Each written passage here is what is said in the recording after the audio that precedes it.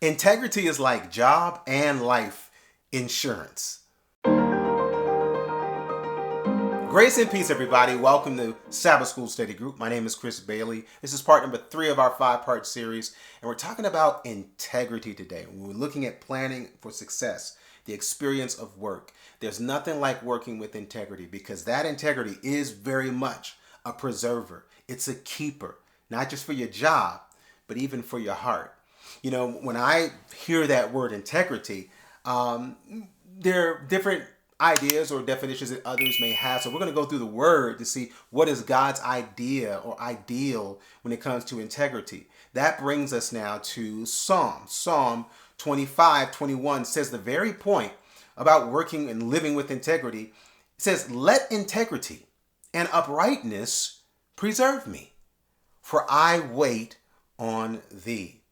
So there is the Bible use of that word integrity. It is a biblical concept.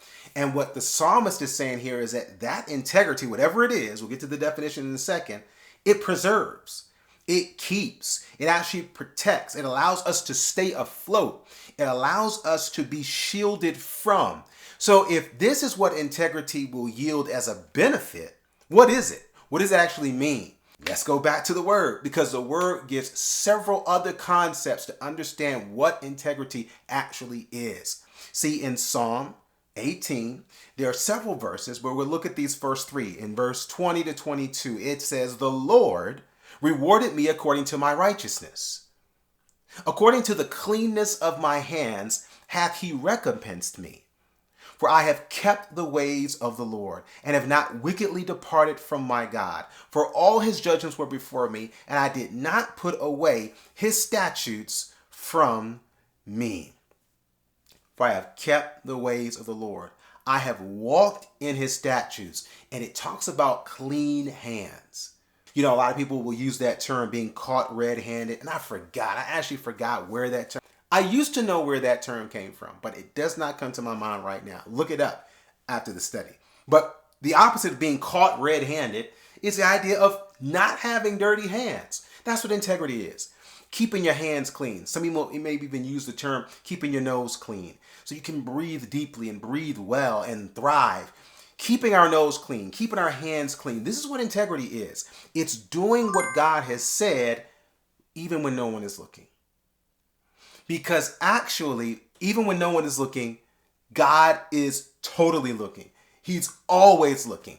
And integrity is living that life of honesty for an audience of one.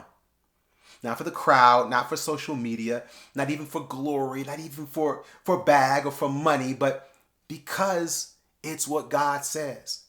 That integrity is repeated here in Psalm 18. Verse 23 continues to say, "I was also upright before him, and I kept myself from mine iniquity. Therefore hath the Lord recompensed me according to my righteousness, according to the cleanness of my hands in his eyesight." Talk about an audience of one. And a life and hands and a way of living where when no one else would know, I have chosen to keep or to put my iniquity away from me.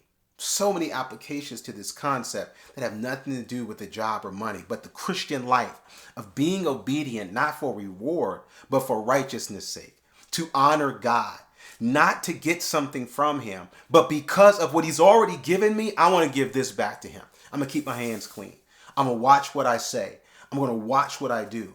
I'm going to be careful about how I carry myself. This consciousness comes from a conviction that God is always watching me. And the good news is that if his eye is on the sparrow and we know he's watching us, that means we are never alone. That means our back is never left vulnerable. That means we don't have to look over our shoulder and we don't have to establish ourselves or put our foot down or give people pieces of our mind. Now, when we're at work or even when we're at play, we're in a whole different sphere because we know that we're in his presence. And integrity is one of those things where God says, if you buy into this concept, I'll make sure you'll never be without. And I'm a living witness that even if you're unemployed, God will make sure that you're provided for. And even when you are employed, you will always prosper.